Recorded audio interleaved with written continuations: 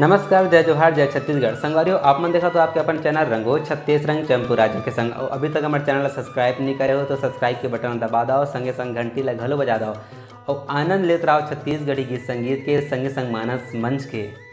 जय जोहार।